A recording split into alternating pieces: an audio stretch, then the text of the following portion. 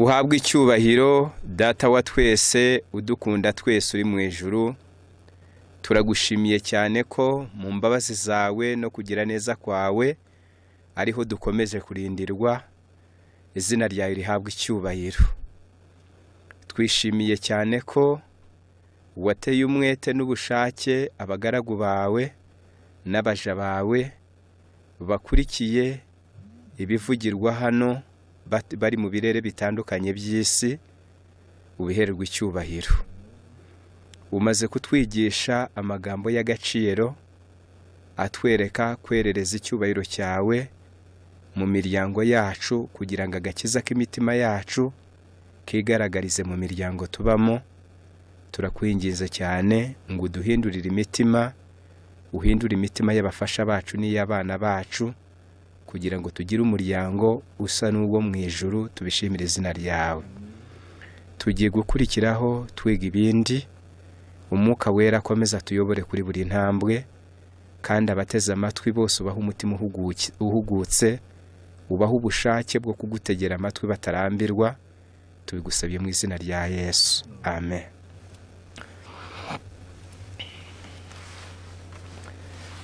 Reka dutangire tubaramutsa mu izina rya Yesu ngo Uwiteka duhire. Turashimira Imana cyane yakomeje kuduha ubuzima, ikaba yanaduteguriye uyu mwanya wo gukomeza kwiga ijambo ryayo. Izina ry'Imana rihimbazwe.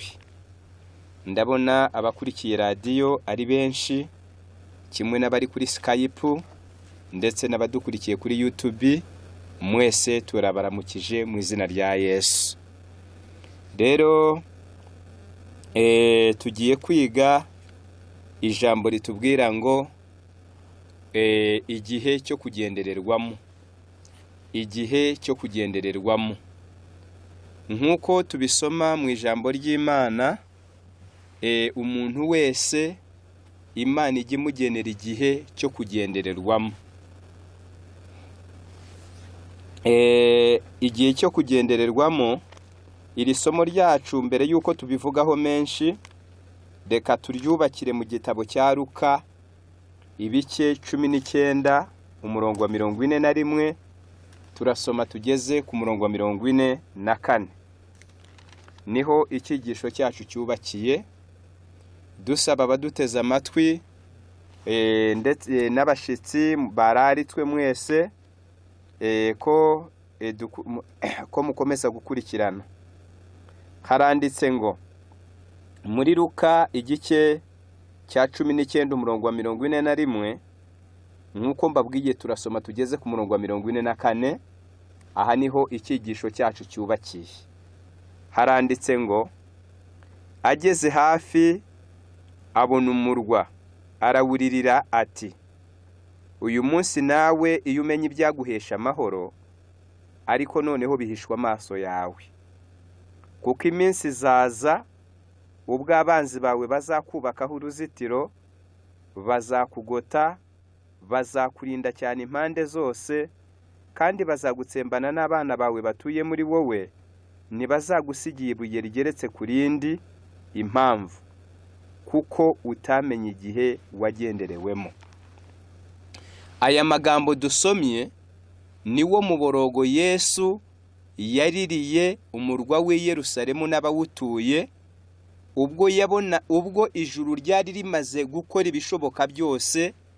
Yesu abahendahenze, abagiriye neza, ababwiye ukuri kose, mbega ibishoboka byose ijuru ryashoboraga gukora ngo abaturiye uwo murwa biyuzuze n'Imana. Ijuru ryari rimaze kubikora, ariko abantu byose babirenza amaso. Yesu abonye yuko mu guhendahenda kw'Imana nta gisigaye kitakozwe, abura ikindi arenzaho, maze yitegereje umurwa w'i Yerusalemu, agira agahinda kamuremereye umutima. Nuko yitegereje umurwa, awuramburiraho ikiganza cye cy'imbabazi. Kimwe cyari cyaramenyereye gukiza abantu, kigahumura impumyi. Avuga n'ijwi ririmo ikiniga, aravuga ati uyu munsi iyo umenye ibyaguhesha amahoro, atariko noneho bihishwa amaso yawe. noneho ahanurira uwo murwa ibyago byagombaga kuwugwirira, ariko asobanura impamvu yabyo ngo nuko mutamenye igihe cyo kugendererwamo. Yesu yari amaze imyaka igera muri 3 n'igice anyura mu mayira y'i Yerusalemu, abwiriza ibiterane by'abatuye i Yerusalemu, abakiriza abarwayi, akora ibitangaza byo kwemeza imitima yabo no kuyikuramo kutizera, mbega ibishoboka byose ijuru rishobora gukora ngo rihendahendera umuntu kwiyuzuza n'Imana. Yesu yari amaze imyaka 3 n'igice abikora, ariko abantu bose baratereye iyo. Yesu abona nta kindi yarenzaho. Mu maso y'umwuka yabonaga uko kwinangira imitima, uko kutita ku ijwi ry'Imana ribahendahenda, akareba ingaruka zishaririye bizageza kuri uwo murwa n'abawutuye. Mu guhendahenda bwa nyuma araturika ku manywa yihangararira, aravuga ati uyu munsi iyo umenye ibyaguhesha amahoro, ariko noneho bihishwa amaso yawe. Nuko ahanura ibyagombaga kugwirira uwo murwa, ariko ku mpamvu yuko batamenye igihe cyo kugendererwamo kwabo. Rero ibi biratureba abariho none. Mu ijambo ry'Imana dusoma mu ijambo ry'Imana ko mu gitabo cya Yobu ko umuntu wese wo mubabaho, Imana mu mbabazi zayo no kutifuza yuko hagira umuntu n'umwe urimbuka, ahubwo ko nk'Imana yapfiriye abantu, nka Yesu wapfiriye abantu bose, ajya akoresha uburyo bwose ngo hatagira n'umwe urimbuka, ahubwo ngo bose bazahabwa ubugingo buhoraho. Noneho mu gushaka yuko abantu bose bazahabwa, umuntu wese azahabwa ubugingo buhoraho, buri muntu Imana imujye mugenera uwe munsi wo kugendererwamo, ikamugenera igihe cyo kugendererwamo. Mu gihe cyo kugendererwamo nk'uko tubisoma mu ijambo ry'Imana, Imana izibura amatwi yawe ukumva ibyigisho, ingeso yawe igatunga urutoki, intege nke zawe zigatunga urutoki, ibyaha ubamo bigatunga urutoki. Noneho niba ari n'udasenga, amaherezo n'ingaruka zo kutizera Imana kwawe bigatunga urutoki. Si ibyo gusa, Imana ikakwereka ibyiza iguteguriye. Noneho iyo umuntu uwo ni wo aba ari umunsi wo kugendererwamo k'umuntu. Uko umuntu azamera by'iteka ryose abikesha uko yitwara ku munsi wo kugendererwamo kwe. Ndabisoma, ndagira ngo usome mu gitabo cya Yobu ibice 36. Mu gitabo cya Yobu turasoma ibice 36, herekana uburyo Imana igenera umuntu wese icyo gihe cyo kugendererwamo. Ari nayo mpamvu tubwira abaduteza amatwi n'abashitsi by'umwihariko yuko nubwo waba usanzwe udasenga, ikiba cyaratumye Imana iguhendahenda ukararika ukemera, ugafata umwanya wawe nk'uyu ntukora ibindi, ukicara ngo utegere amatwi ijambo ry'Imana, ubwo Imana iba yakugennye, iba ifite icyo ishaka kukubwira. Uwo munsi wo kugendererwamo kwawe ubusabwa kuwubumbatira ukawukomeza. Ngaho igitabo cya Yobu ibice 35 ni 36, ahubwo turasoma duhere ku murongo wa 5. Haranditse ngo dore Imana irakomeye kandi ntigira uhinyura. Nicyo cyiza cyayo.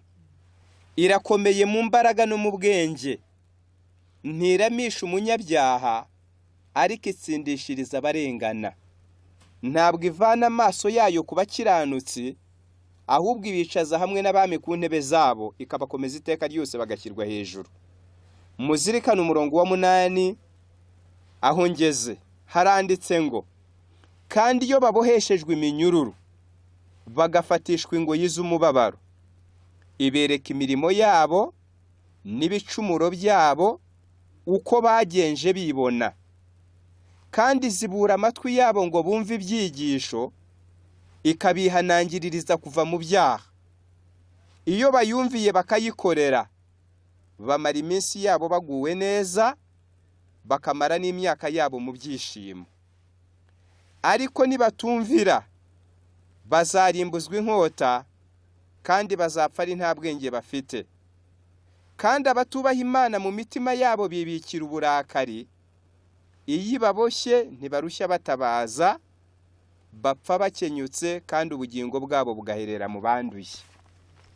Mu nkundire tugira ibyo dusobanura kuri aya magambo ya Bibiliya tumaze gusoma. Imana mu mbabazi zayo ijya igenera buri muntu uwe munsi wo kugendererwamo. Ngo ku munsi wo kugendererwamo, Imana izibura amatwi y'abantu ngo bumve ibyigisho. Yarangiza ikabereka imirimo yabo, ikabereka n'ibicumuro byabo, ikabereka nuko bagenje bibona, maze inyuze mu ijambo ryayo ikabihanangiririza kuva mu byaha. Icyo bibiri ubwo rero aba ari umunsi wo kugendererwamo ku muntu uwo ari we wese. Umuntu wese iyo biramutse Imana yaguteguriye uwo mwanya, haba mu materaniro nk'ayo, haba intumwa yatuma ikagusanga mu rugo rwawe, byaba ibiganiro wakumvira kuri radiyo, byaba inyandiko wakwisomera cyangwa ugasomerwa n'undi, ariko izo circumstances Imana ijya izitegura, noneho Imana ikagiraho muhurira, ikaziburira amatwi yawe ngo wumve ibyigisho. Yamara kuzibura amatwi yawe ngo wumve ibyigisho, ikakwereka imirimo yawe, ibicumuro byawe, uko wagenje wibona byose ikabikwereka, yarangiza ikakwihanangiririza kuva mu byaha. Ubwo uba wagenderewe. Ibihe bimeze bityo nibyo byitwa igihe cyo kugendererwamo. Iyo umuntu yumviye Imana akayikorera, ibyanditswe biratubwira ngo amara iminsi ye mu byishimo. Nanone ngo ariko iyo atubashye Imana mu mutima, ibyo umwuka w'Imana mubwira, ibyo ijambo ry'Imana rimubwira, iyo nzira umwuka w'Imana n'ijambo ryayo bimuyoboramo byose akabyanga, ngo yibikira uburakari. Kandi abatubaha Imana mu mitima yabo bibikira uburakari, niko ijambo ry'Imana ritubwiye ngo amaherezo bapfa bakenyutse. Ariko icyo ntabwo kibabaje cyane, ngo ahubwo nuko bajya gupfa ubugingo bwabo bwamaze guhererezwa mu banduye. Iryo niryo ribabaje kurusha irindi. Gupfa ni ibya buri wese, ariko gupfa ubugingo bwawe bwamaze guhererezwa mu banduye, kuko Imana yaguhamagaye ukanga kwitaba, ikakugenderera ukanga gukingura umutima ngo yakire uyihe ikaze mu mutima, ikakwereka inzira ugomba kunyuramo ukanga kuyinyuramo, ikakwereka ibicumuro byawe n'ibyaha byawe ukanga kubicikaho. Uba ukoresheje nabi igihe cyo kugendererwamo kwawe. Ibyo nibyo byitwa gukoresha nabi umunsi wo kugendererwamo. Icyo nicyo cyaha cyatumye ab'i Yerusalemu Yesu abaririra. Icyo nicyo cyatumye Yesu abaririra. Nk'uko ijambo ry'Imana rero ribitubwira, icyo gihe cyo kugendererwamo Imana ikigenera umuntu wese mu bari ku isi bagenda. Umva uko ijambo ry'Imana ribitubwira mu gitabo cyitwa Uwifuzwa ibihe byose.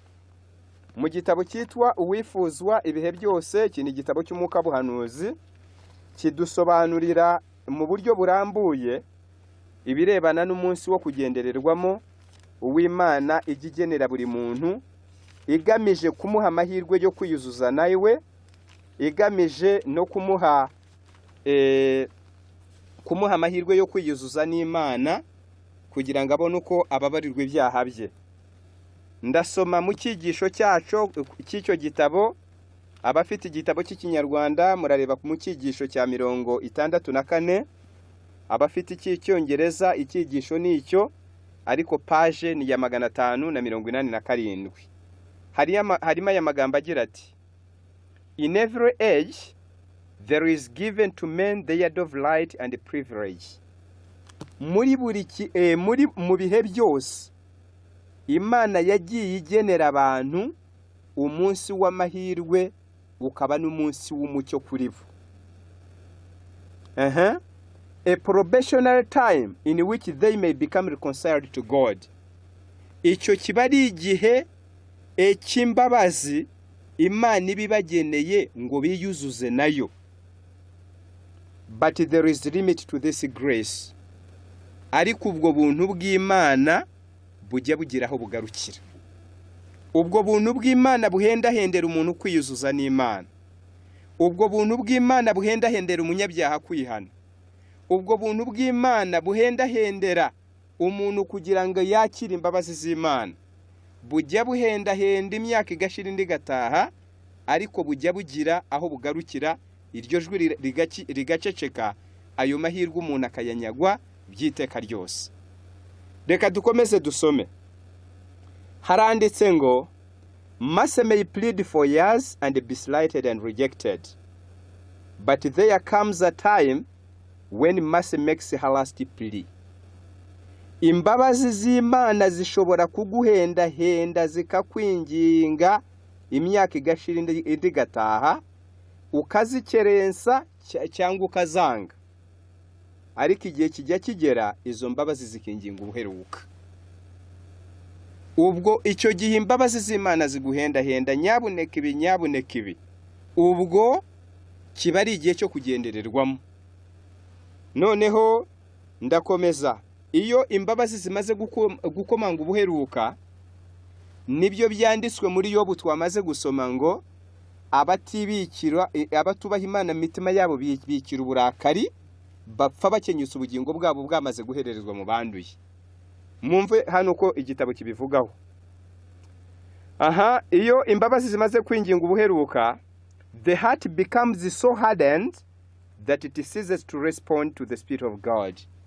Ubwo nibwo umutima unangira ku buryo usigara utagishobora na hato kwitaba ijwi ry'Imana ribuhendahenda. Byaratewe n'iki? No kwingingwa kenshi, no guhendahenda kwenshi, no kwihanangirizwa kwenshi, ariko umuntu agakomeza gukerensa kwinginga kw'Imana no guhendahenda k'umwuka wayo. Then the sweet winning voice interests the sinner no longer, and the reproofs and warnings cease. Uhereye ubwo ijwi ryiza ryahoze rihendahenda umunyabyaha rirahagarara, ntirikomeje guhendahenda, imicyaho n'imiburo yose umunyabyaha agasigara atakibyitaho. Noneho nta nkomanga mu mutima igashira burundu. Ibyo nibyo byitwa the violation of the day of visitation, gukoresha nabi umunsi wawe wo kugendererwamo. Rero bavandimwe, muri iki gihe nkuko tubisoma mu ijambo ry'Imana, nacyo ni igihe cy'Imana irimo kugendera bari mu isi. Niyo mpamvu tuba dukwiriye kuba maso cyane no kugira umutima uganduka, kugira ngo igihe Imana itugendereye tube twiteguye kumva ijwi ryayo ku munsi wo kugendererwamo. Ikibazo Imana ifitanye n'abari mu isi, reka nkibabwire. Ikibazo Imana ifitanye n'abari mu isi suko ari abanyabyaha. Nibyo koko ibyaha by'abantu bibabaza Imana, ariko ikibazo Imana ifitanye n'abantu si ibyaha byabo, ahubwo n'ukwanga kubyihana.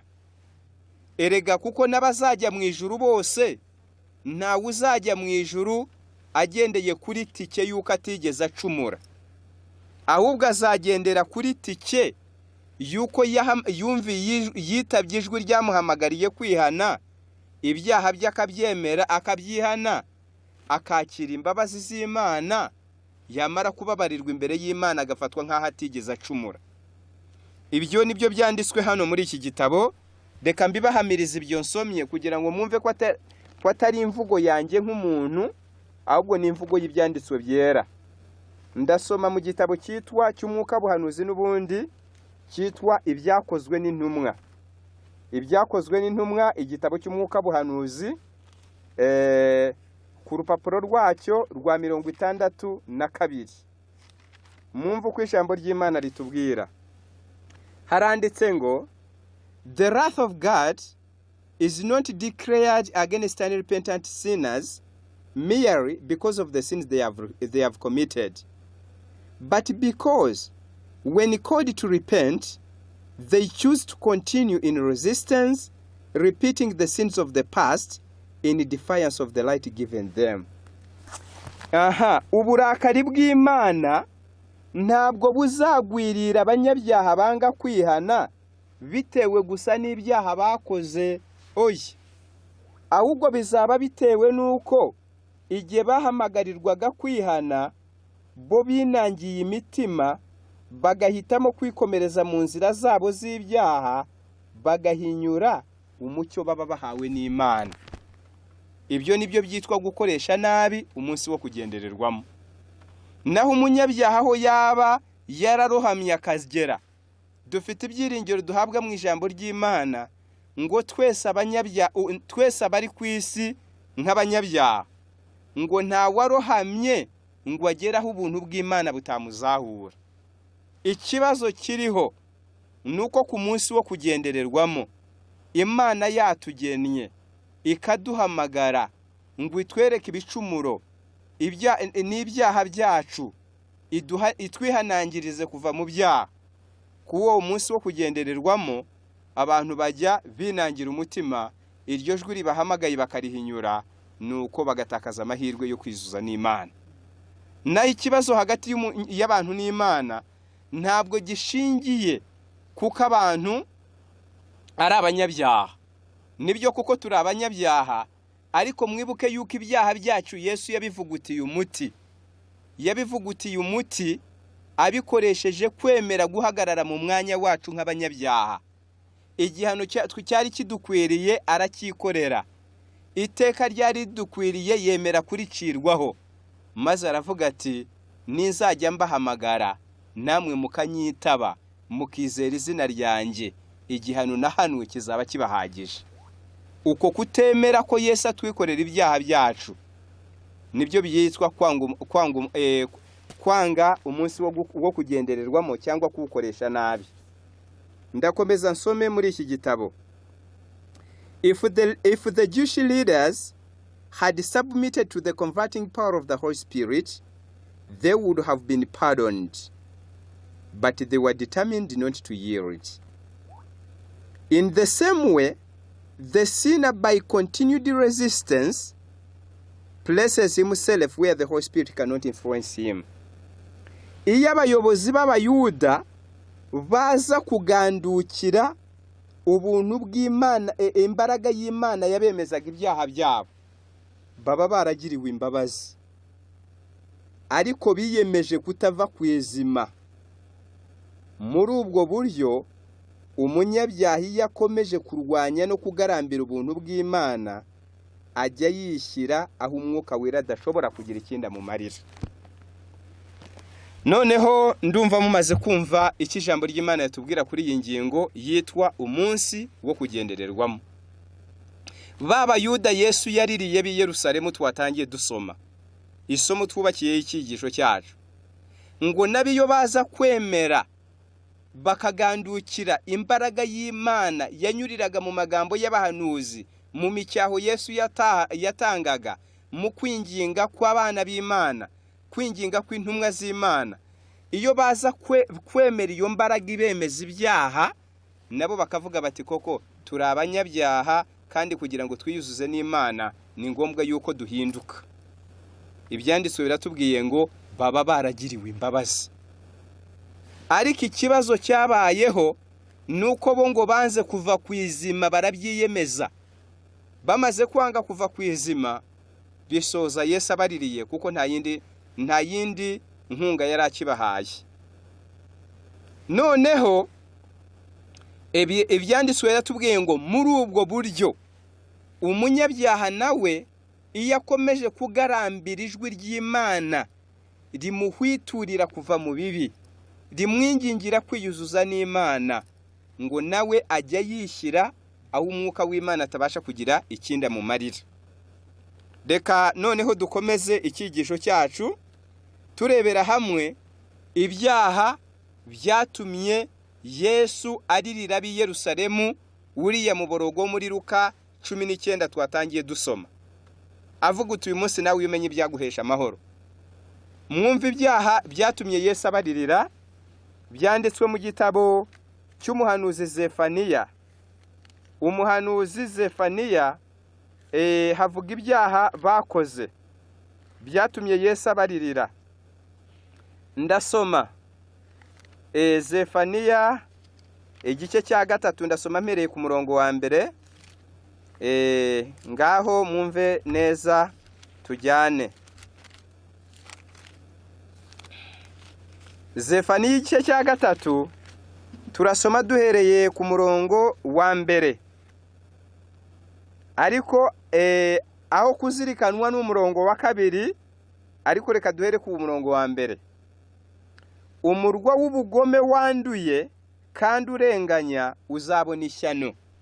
Ubwo nibwo butumwa Zefaniya yabwiye abi Yerusalemu. Ntiwumviye kubwirizwa, ntiwemeye guhanwa, ntiwiringiye Uwiteka, ntiwegereye Imana yawo. Ibikomangoma byo muri wo ni intare zitontoma, abacamanza bawo ni amasega agejeje nimugoroba, ntabwo bagira icyo baraza. Abahanuzi bawo ni incacanya n'abariganya, abatambyi bawo baziruye ubuturo bwera kandi bagomeye amategeko.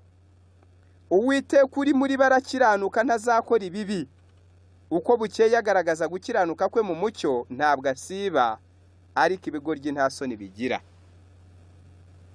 Murumva Imana kugira ngo umuhanuzi avuge amagambo aremereye atya, yabonaga ishyanga ririmo kugana ku mbibi zo kwihangana kwa Nyagasani. Mwumve, nubwo ibyaha bivuzwe muri iyi mirongo ari byinshi, ariko ntabwo byari biteye ikibazo. Ibiteye ikibazo ni 4 muri ibyo: umurwa wari ubugome wanduye, ibikomangoma n'abatambyi n'abahanuzi bose ari abariganya, umurwa uvusha amaraso. Ibyo byari bibi, ariko ntacyo byari bitwaye. Ahubwo wumve ibikomeye byagize icyo bitwara. Nibyanditswe ku murongo wa 2. Ntiwumviye kubwirizwa, ntiwemeye guhanwa, ntiwiringiye Uwiteka, ntiwegereye Imana yawo. Nubwo umurwa w'i Yerusalemu wari wandujwe n'ibyaha byinshi twamaze gusoma muri iyi mirongo, ariko iyo wemera kubwirizwa bari kugirirwa imbabazi. Iyo bemera guhanwa bari gukurwaho urubanza. Iyo biringira Uwiteka, ibicumuro byabo byagombaga gusibanganywa. Iyo bemera kwegera Imana yabo, nuko urubanza rw'ibicumuro byabo byari gukurwaho. Nubwo umurwa wari w'ubugome wanduye kandi urenganya, ibikomangoma, abatambyi n'abahanuzi bose ari incacanya nk'uko twamaze kubisoma. Ibyo byari bibabaje Imana, ariko ntabwo byari gutuma Imana ibarimbura. Ahubwo Imana yabatumyeho uyu muhanuzi Zefaniya ngo abahane bakora icyaha cyo kutemera guhanwa, ngo ababwirizwe bakora icyaha cyo kutumvira kubwirizwa, ngo abahamagarire kwegera Imana bakora icyaha cyo kutemera kwegera Imana yabo. Icyo nicyo cyatumye Yesu abona yuko umurwa w'i Yerusalemu noneho urimo gutakaza ibyiringiro biheruka byo kwiyuzuza n'Imana. Niko umunyabyaha wese amera. Umuntu wese mu buzima twese dukora ibyaha, ariko ibyaha byacu byanditswe ko Imana yo ari intambira kibi. Nta munyangeso. Imana ntabwo ari intambira kibi. Imana ntabwo ari intambira kibi. Iyo bavuze intambira kibi ni umuntu wishimira ibibi. Imana rero kuko atari intambira kibi, nta munyangeso mbi uzabi wayo. Ibyo bituma twoherereza ubutumwa bwiza butwingingira kwihana ibibi byacu, butwingingira kuva mu nzira zitari zo, mu rugendo rujya mu ijuru tukanyura mu nzira nyayo Imana ituyoboye. Icyaha tujya dukora tukaba dukoresheje nabi umunsi wacu wo kugendererwamo ni icyaha cyo kutemera kuyoborwa aho Imana ishaka kutuyobora. Ni icyaha cyo kutemera gutega amatwi iby'Imana ibishaka kutubwira no kutemera guhanirwa ibibi byacu ibitwereka ngo tubireke. Ibyo nibyo byitwa gukoresha nabi umunsi wo kugendererwamo. Rero bana b'Imana, reka dukomeze tutaragera ku gihe cyacu cya none, turebere hamwe mu gitabo cy'Ingoma ya kabiri, urwandiko rwa kabiri rw'Ingoma, igice cya 36, turasoma duhere ku murongo wa 14. Haratwereka uburyo ab'icyo gihe bakoresheje nabi umunsi wabo wo kugendererwamo. Ngaho mutega amatwi. Urwa kabiri rw'Ingoma, igice ni icya 36, umurongo waho nuwa 14. Haranditse ngo, kandi abatambyi bakuru bose n'abantu baracumuraga cyane, bagakurikiza ibizira byose bikorwa n'abanyamahanga, bakanduza inzu y'Uwiteka yari yereje i Yerusalemu. Uwiteka Imana yabasekuruza ikabatumaho intumwa zayo, ikazinduka kari gatuma, kuko yababariraga abantu bayo n'ubuturo bwayo. Ariko bagashinyagurira intumwa z'Imana, bagasuzugura amagambo yayo, bagaseka abahanuzi bayo, kugeza ubwo Uwiteka yarakariye abantu bw'uburakari, ntibabona uko babukira. Reka mbe ngarukiye aho. Aba bantu b'i Yerusalemu Yesu yaborogeye akabaririra avuga ati, uyu munsi nawe uyumenye ibyaguhesha amahoro, ariko bihishwa amaso yawe. Ibyanditswe yatubwira ngo ari abatambyi bakuru na rubanda bose baracumuraga cyane. Noneho muri uko gucumura Imana igirira imbabazi abantu bose, n'abanyabyaha Imana ibibafitiye imbabazi. Aho kubanza gutekereza ibyo kubakiraho iteka bitewe n'uko gucumura gukabije, ahubwo Imana itaka uburyo yabavugutira umuti. Nuko ibyanditswe biratubwira ngo ikabatumaho intumwa zayo, ikazinduka kari gatuma, kuko yababariraga abantu bayo n'ubuturo bwayo.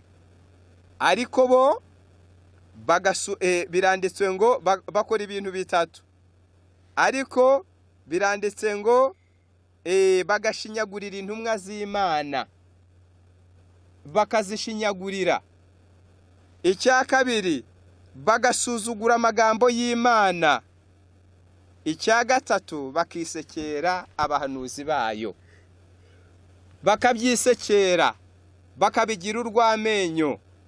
Ibyanditswe biratubwira ngo kugeza ubwo Uwiteka yarakariye abantu bw'uburakari, ntibabona uko babukira. Reka mbabwire ngo natwe muri iki gihe cyacu turiho mu gihe cyo kugendererwamo. Imana ijya igenderera abantu inyuziye mu butumwa bwiza tubwirizwa. Waje ku murongo nk'uku, byagusanga iwawe, wowe wabisanga ku ikoranabuhanga aho biri.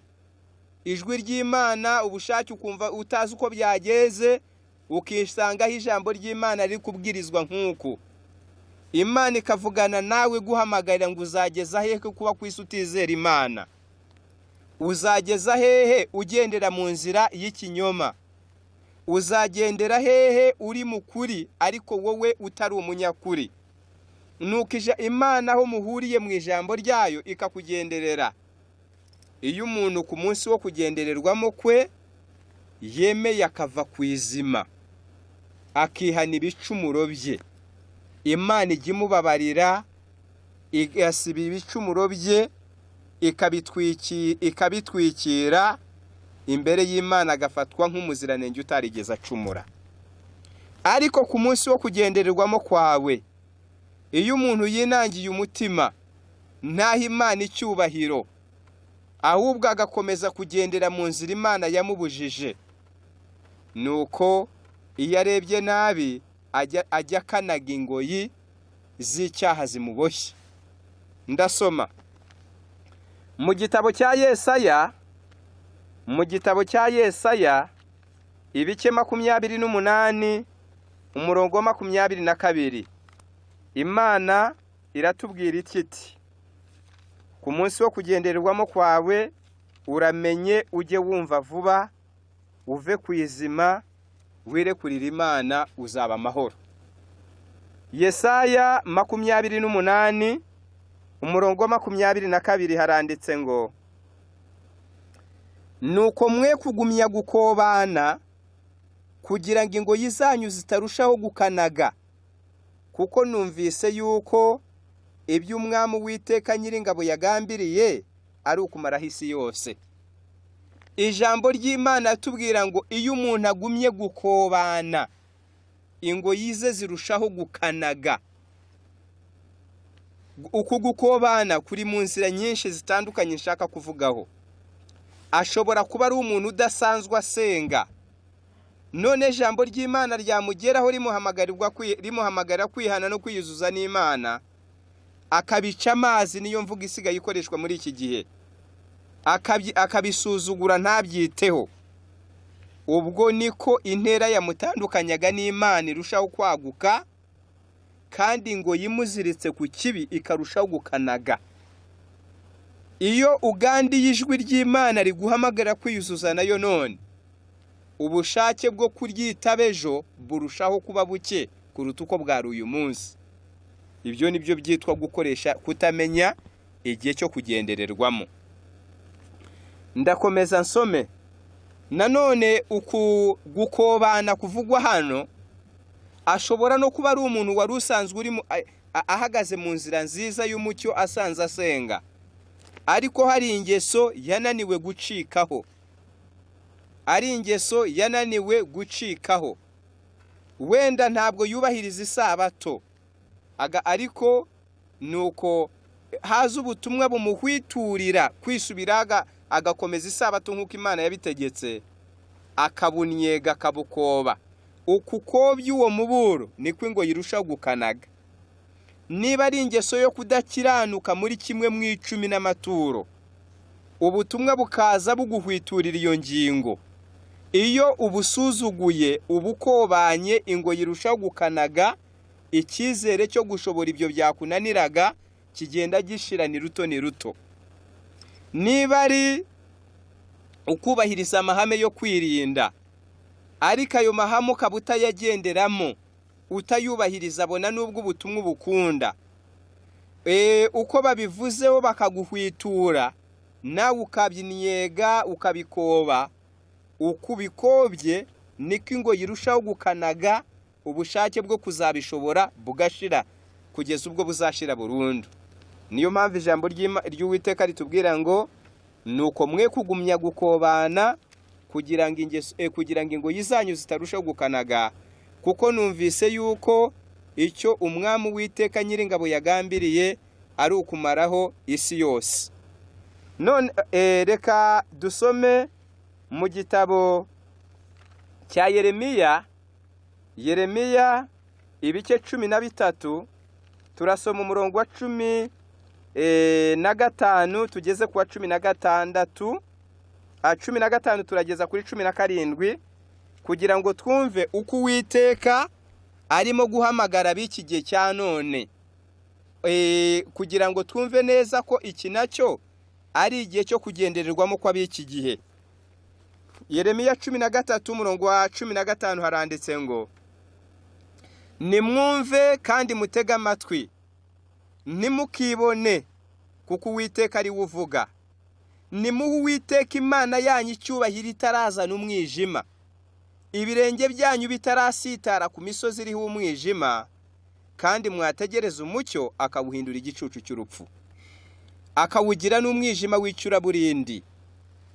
Ariko ibyo nimutabyumvira, nzaririra ku mutima hiherereye, ndizwa n'ubwibone bwanyu, kandi amaso yanjye azasesagura amarira menshi atembe. Ngaho mwumve bana b'Imana, Uwiteka aravuga ati nimwumve kandi mutege amatwi, ntimukibone. Ariko reka mbabaze, ntarasobanura iryo jambo, ubwo mubona gusenga bikojeje izihe soni? Ubwo mubona kwiyegurira Imana ukakira ubutumwa ukaba umukristo ukaba umugorozi biteye ikihe kimwaro? Niyo mpamvu Uwiteka avuga ati ntimukibone, kuko Uwiteka ari we uvuga.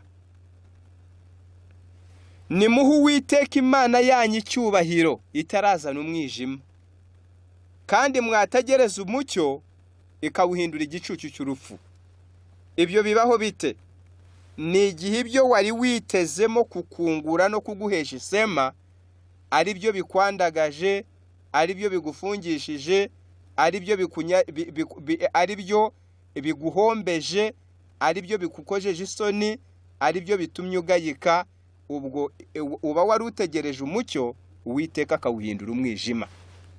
Ibyo Uwiteka ajya bikora tutararinda yuko dukorera ibyi. Kubera iki tutakwitaba ijwi rye riduhamagara tukamuha icyubahiro bikitwa none? Nuko umurongo ukurikiye haravuga ati ariko ibyo nimutabyumvira, niko Uwiteka avuga, nzaririra ku mutima hiherereye, ndizwa n'ubwibone bwanyu, kandi amaso yanjye azasesagura amarira menshi atembe. Tekereza mu by'ukuri Imana kutekereza kuri wowe yicaye mu ijuru ku ntebe yayo, igatekereza imigisha iguha, igatekereza ubuzima yaguhaye, ikibaza ku nshuro yakwinginze ngo uyigarukire ukanga, ibihe yaguhendahenze, uburyo yagerageje kugutera ubwoba nabyo ntibitanga umusaruro, imiburo n'imicyaho yagutumyeho Imana yareba igasanga nta yandi mahitamo isigaranye ngo igaturika ikarira, ikagupfusha ugihagaze ugenda, ikakuririra nk'igupfushije, kuko ibona yuko inzira zose yakoresheje ngo ikwingingire kwiyuzuza nayo zananiranye, zafashe ubusa. Ibyo nibyo byanditswe muri uyu murongo ngo ariko ibyo nimutabyumvira, nzaririra ku mutima hiherereye, ndizwa n'ubwibone bwanyu, kandi amaso yanjye azasesagura amarira menshi atembe. Tekereza Imana kukwibazaho, ikiga kuri dosiye y'ubuzima bwawe, igasoza ituritsiriza bikitwa none. Reka buri wese amenye umunsi wo kugendererwamo we, twiyuzuze n'Imana bikitwa uyu munsi, kuko ntabwo ari uko bizahora. Ibyanditswe byera biratubwira ngo ntabwo umwuka w'Uwiteka azahora aruhanya n'abantu, ariko noneho kwemera kuruhanya natwe. Nimureke twe gutuma umwuka w'Imana aruhira ubusa mu mihati akorera kugira ngo atwuzuze n'Imana. Twe gutumya umwuka w'Imana aruhira ubusa mu mihati akorera kugira ngo atwuzuze, atwemeze kwiyuzuza n'Imana. Reka nkomeze nsome iki jambo ry'Imana rikomeza kuvuga kuri iyi ngingo mu gitabo cya Luka ibice 13. Yesu yaciyemo umugani werekana akaga uko kugendererwamo kw'abantu bigenda iyo bakiri muri ubu buzima, uko bigenda bakiri muri ubu buzima. Ndasoma Luka igice cya 13, turasoma duhereye ku murongo wa 6. Nuko oya, byakabaye byiza ko duhera ku wa 6 tukageza ku wa 9, ariko reka duhere ku wa 1. Muri icyo gihe hari abantu bari bahari bamutekerereza iby'Abanyagalilaya, abo Pilato yavangiye amaraso yabo n'ibitambo byabo. Yesu arababaza ati, mbese mugira ngo abo Banyagalilaya bari abanyabyaha kuruta abandi Banyagalilaya ubwo bababajwe batyo? Ndababwira ukuri yuko atari ko biri. ahubwo namwe nimutihana muzarimbuka mutyo mwese. Ku murongo wa 4, cyangwa se ba bandi 18 ab'umunara w'Iserowamu wagwiriye ukabica, mugira ngo bari abanyabyaha kuruta abandi b'i Yerusalemu bose? Ndababwira ukuri yuko atari ko biri, ahubwo namwe nimutihana muzarimbuka mutyo mwese. Mureke tubanze dusobanure kuri aya magambo mbere yuko dukomeza gusoma umugani uri hasi. Imana mu mbabazi zayo ijya yemera kuvugana n'abantu ibatumyeho ijambo ry'Imana nk'uko. Iyo batumviye, umwuka wayo ajya agenda akabahendahenda mu mutima, umuntu akabura amahoro, akabura ibitotsi, ibyaha yakoraga kumva bimuteye ipfunwe n'isoni, Imana imwingingira kubicikaho. Ubwo ni umwuka w'Imana uba uri ku rugamba rwo kugira ngo abantu bihane. Ariko iyo ibyo nabyo bidakoze, Imana ijya ivuganira n'abantu mu biza n'amahano. Imana ikavuga ati abangaba bose binangiye umutima, ariko uwabatezamo icyorezo n'ikiza runaka kikagira abo gihitana, ahari abasigaye nubwo bahwanye nabo bari bube bapfuye. Ahari kubona ibyo bibaye biratuma mu 2,000 byakarimbutse nibura hagiramo 15 bihana, batewe ubwoba no kubona ibyo bibaye. Ibyo bijya bibaho muri gahunda y'Imana ikabikoresha. Niko byagenze mu gihe kimwe ubwo Yesu yari ku isi. Rimwe abanyagalilaya, Pilato aragenda abicira mu rusengero amaraso y'ibitambo n'ay'ababitamba aravanga. Ikibabaje nuko ababonye ibyo n'ababyumvise nta somo byabasigiye, ahubwo babifata gusa nk'inkuru yo kubara. Maze igihe Yesu yari arimo kwigisha avuga ati igihe kirasohoye, ubwami bw'Imana buri hafi, nuko mwihane mwemere ubutumwa bwiza. Abantu aho bakwihaniye nk'uko ababwiye, baramubwira bati mwarimu ibyo uvuga ni ukuri, Rabbi ibyo uvuga ni ukuri, burya koko ubwami bw'Imana buri hafi. Uzi yuko Pilato aherutse kwicira abantu mu rusengero? Iyo nkuru ntabwo ari Yesu wayibariye abantu, ahubwo ni abantu bayimubariye, bashaka nkaho kumwemeza yuko burya ibyo avuga ari ukuri, bona nubwo nabo batari babyemeye. Yesu yumvise uburyo babibonye, ariko ntibigire isomo ribasigira ngo bisige bibigishe ko burya buno buzima ari bugufi. Umuntu icyo asabwa gukora ngo yiyuzuze n'Imana asabwa kugikora bikitwa none. Ababazwa cyane nuko babibonye, ariko isomo Imana yashakaga kubaheramo ntibaribona. Maze arabasubiza ati, mbese mugira ngo abo banyegalilaya abo Pilato yavangiye amaraso yabo n'ay'ibitambo, mugira ngo bari abanyabyaha kuruta abandi banyegalilaya? Maze arababwira ati, nuko namwe nimutihana muzarimbuka mutyo mwese. Ubwo Yesu afatiraho ababwira n'indi incident, ikindi kintu cyari giherutse kuba. Arababwira ati cyangwa ba bandi b'i Yerusalemu 18 b'umunara w'i Yerusalemu wagwiriye, nabo umunara hari haherutse kuba impanuka y'umunara, urariduka ugwira abantu 18 barapfa, abandi barabireba bajya kubashyingura ntibagira ikindi barenzaho, ntibagira isomo na rimwe bakuramo. Arababwira ati abo bapfuye nimugire ngo hari umwihariko w'ibyaha bari bafite, ati ahubwo byabereyeho kugira ngo bibigishe, nimutihana namwe niyo maherezo. Ngaho reka tubigereranye n'iby'iki gihe cyacu turimo. Turumva impfu z'abantu bitewe n'iki cyorezo. Tumaze iminsi mu mazu, ukumva ngo ibunaka ngo bahombye 4,000 ku munsi, ngo ibunaka ngo 2,000. Ariko ubu byabaye inkuru yo gusharinga, umuntu asharinga na bagenzi be kugira ngo umuntu amenye hapfuye benshi n'ahapfuye bakeya, amenye abagerageza kuvura n'abatabigerageza, no aho kugira ngo bitwigishe ko burya ubu buzima budafite garanti, uyu munsi cyangwa ejo wabwamburwa, ariko ubwambuwe waba ubukuyemo iki? Waba ubuvuyemo usize wiyuzuze n'Imana? Icyo nicyo kiga umuntu wese aba akwiriye gukuramo. Yesu amaze kubabwira ibyo, abacira uyu mugani ufitanye isano n'igihe cyo kugendererwamo turimo kwiga. Noneho turacyari muri Luka 13, noneho ku murongo wa 6 kugeza ku wa 9. Kandi abacira uyu mugani ati, hariho umuntu wateye umutini mu ruzabibu rwe, bukeye araza gushakaho imbuto, arazibura.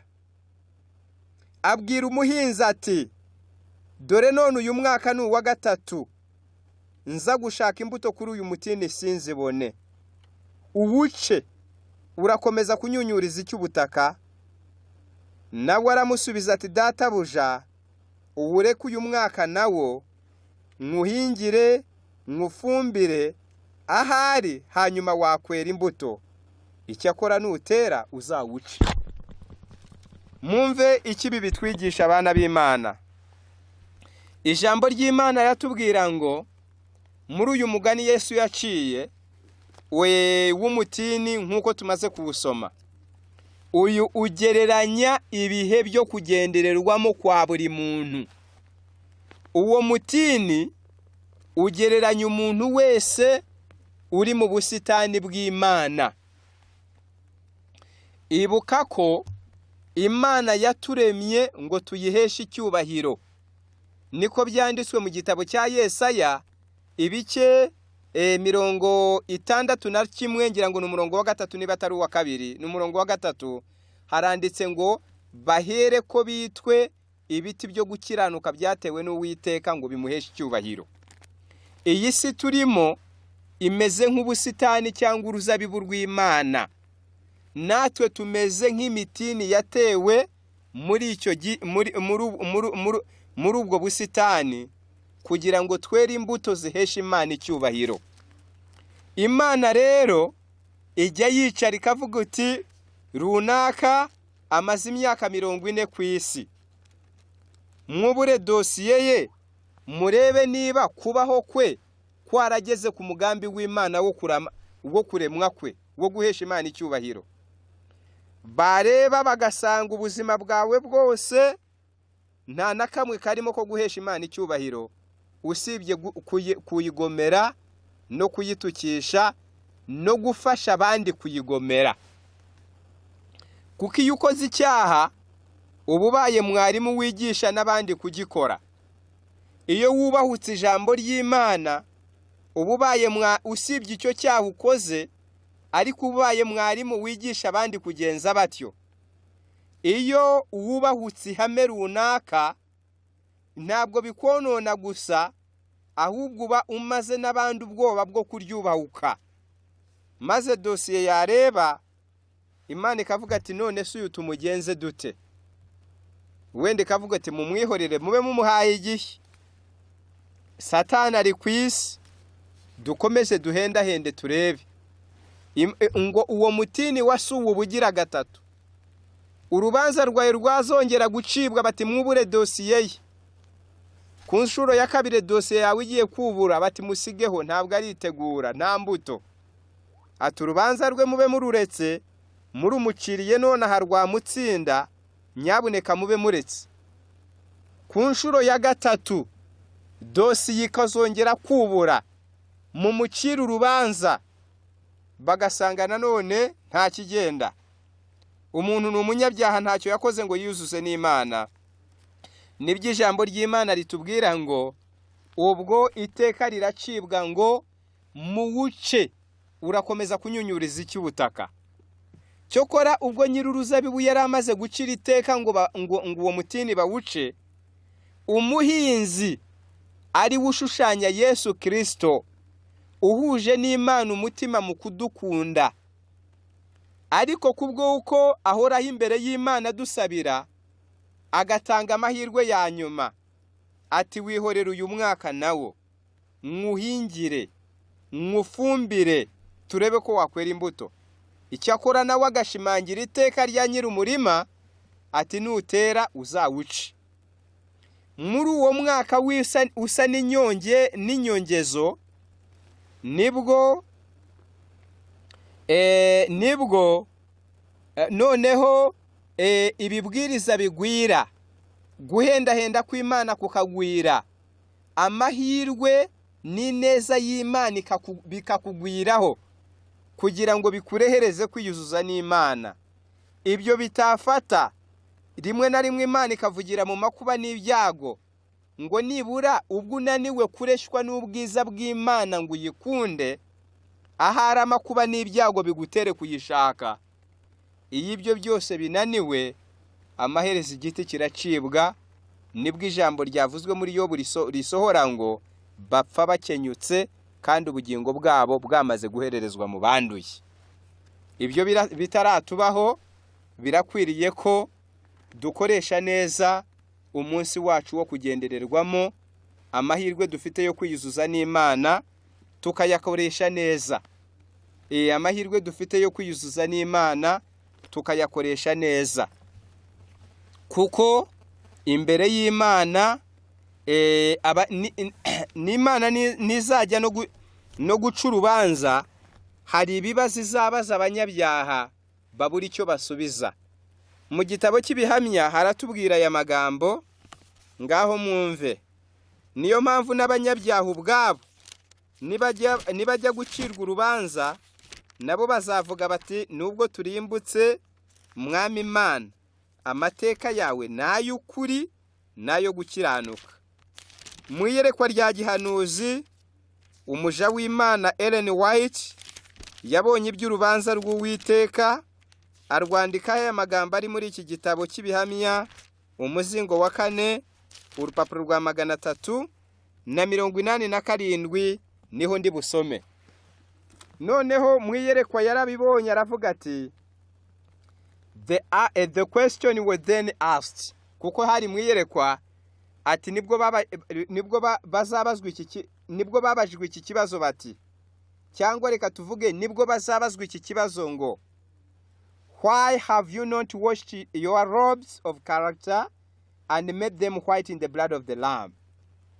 Kuki utamesha ibishura by'imico yawe ngo ubibonereze mu maraso y'umwana w'intama?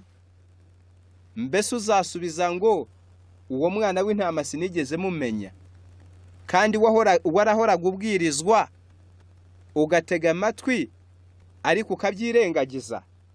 Mu kibazo abanyabyaha bazabazwa cya mbere ni ukubazwa ngo why have you not washed your robes of character and made them white in the blood of the Lamb?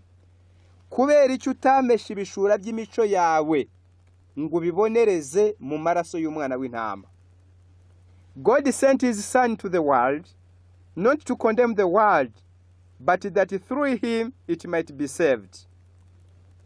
Imana yakunze abari mu isi, yohereza umwana wayo mu isi, itamutumye gucira abari mu isi y'iteka, ahubwo imutumye ngo bakizwe nawe. Kubera iki mutamwizeye? Ubwo hari umunyabyaha uzasubiza ngo nari umukene bimbuza kwizera, hari uzasubiza ngo nari umukire cyane ku buryo nta kwizera. Ngaho icyo kibazo vuba cyangwa kera, ubwo abanyabyaha bazaba bahagaze mu maso y'Imana, icyo kibazo izakibabaza. Hepfo, my love for you has been more self-denying than a mother's love. Nabakunze urukundo rwiyanga ruruta urukundo rw'umubyeyi w'umugore. Mbese kuki mutarwitayeho? Imana izibutsa umunyabyaha nawe arwicire ati nabakunze urukundo rwiyanga, my love for you has been more self-denying than a mother's love. Urukundo rurimo kwiyanga kuruta urukundo rw'umubyeyi w'umugore. Umubyeyi w'umugore yagucumbikira, yaguha ibyo kurya, ariko ntabwo yaguha umwana we ngo agupfire. Urwo Imana yadukunze ni ururutu rw'umubyeyi w'umugore. None zabaza umunyabyaha ngo kubera iki mwaruhinyuye? harakomeza hagira hati, it was that I might blot out your dark record of iniquity and put the cup of salvation to your lips, that I suffered the death of the cross, bearing the weight and the curse of your guilt. Nihanganiye urupfu rwo ku musaraba, nihanganira umuvumo w'ibicumuro kugira ngo mbakize urupfu, maze nshyire ku minwa yanyu igikombe cy'agakiza. Yemwe banyabyaha, kuki mwanze kukinyweraho? Yesu azavuga ati, nihanganiye urupfu rwo ku musaraba, nihanganira kuvunwa n'umuvumo w'ibicumuro, kuvunwa uburemere bw'umuvumo w'ibicumuro. Yesu abutegera ibitugu arikorera. Icyo ashaka ari ukugira ngo adukize urupfu kandi ashyire igikombe cy'agakiza ku minwa yacu. Noneho umunyabyaha azavuga ati, ibyo kubera iki? Azabaza ati, kubera iki ibyo mwe mutabyitayeho? Erega kwirengagiza agakiza abana b'Imana ntabwo ari icyaha cyoroshye, kimwe no kugafata minenegwe ukagaha uburemere buke. Ari ukirengagiza, ari ukarimarika akagafata nta buremere, abakoze icyaha kizamusaba gusubiza ibibazo umunsi azahagarana n'Imana. Ndakomeza nsome iby'uru rubanza mwire kuko umuhanuzi yabibonye. Haranditse ngo, the pangs of death and the horrors of the darkness of the tomb I endured, that I might conquer him who had the power of death, and bar the prison house, and open for you the gates of life. Azababwira ati, nihanganiye ubusharire bw'urupfu n'ubwoba bw'umwijima wo mu gituro, ndabyihanganira kugira ngo mbone uko nesha ufite ubutware bw'urupfu ari we Satani, maze nugurure gereza mwari mubohewemo, mbakuremo kandi mbakinguriye amarembo ya paradizo. Ikibazo kizaba ngo, none kuki mwanze kwinjira? Icyampa amagambo mukayumva. Yesu yihanganiye ubusharire bw'urupfu, yihanganira ubwoba bw'umwijima wo mu gituro, yihanganira ubwoba bwo mu mwijima wo mu gituro kugira ngo abone uko anesha ufite ubutware bw'urupfu ari we Satani, maze atubohore ku ngoyi Satani yari yaratuboshyeho, muri gereza Satani yari yatuboyemo yitwa ibyaha yibohore, maze adukingurire amarembo ya paradizo. Azatubaza ati, ibyo ko nabikoze kubera iki mwanze kwinjira muri ayo marembo? Ndakomeza nsome. I submitted to shame and agony because I loved you with an infinite love, and I would bring back my wayward wandering sheep to the paradise of God, to the tree of life. Nemeye gukorwa n'isoni, nemera kubabara, kuko nabakunze urukundo rutarondorwa, kugira ngo ngarure intama yanjye yazimiye, iyo yarorongotaniye nyisubize muri paradizo y'Imana no ku giti cy'ubugingo. Kuki mwanze kumva? Kuki mwanze kumva? Hepfo haranditse ngo, the life of bliss which I purchased for you at such a cost, you have endured. You have disregarded. Reka nsubiremo byumvikane neza. That life of bliss which I purchased for you at such a cost, you have disregarded. Ubwo buzima bw'umunezero, ubwo natanze ikiguzi kingana gityo, mwebwe mwabuteye umugongo mwanga kubwitaho. Ubwo se umunyabyaha azaba agitahiba iki nanone? Ubuzima bw'umunezero Yesu yatangiye ikiguzi kingana gityo, nuko umunyabyaha azaba yaranze kubwitaho, nta kindi kizaba kikimukingiye umujinya w'Imana.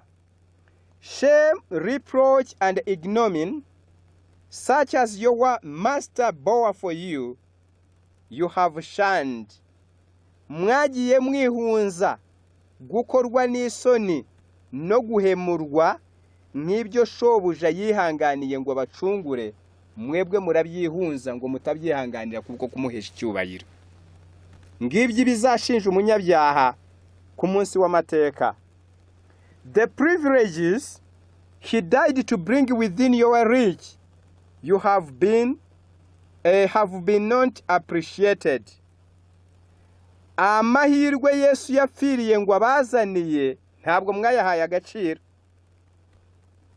You would not be partaker of his suffering, and you cannot now be partaker with him of his glory.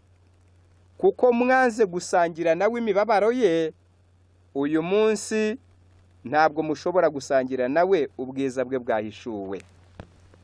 Bikitwa none bana b'Imana, nimureke buri muntu wese yite ku munsi wo kugendererwamo kwe.